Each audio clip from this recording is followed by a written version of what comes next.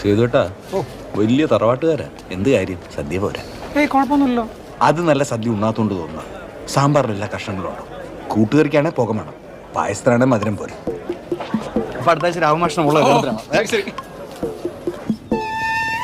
ഇടക്കാലത്ത് ഏതെങ്കിലും പാർട്ടിയിൽ ചേർന്നാലോ എന്നാലോചിച്ചു. അഴിമതിയാണ് ഉന്നം. ആത്മാർത്ഥതയില്ലാത്ത വാചകമടിയിൽ വിജയിച്ചാൽ ചിലപ്പോൾ MLA-യോ മന്ത്രിയോ ആയാലോ.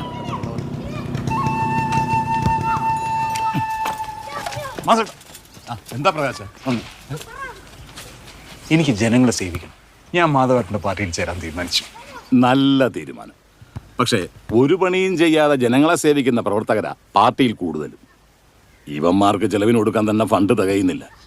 പ്രകാശം പോയിട്ട് പിന്നെ വാ.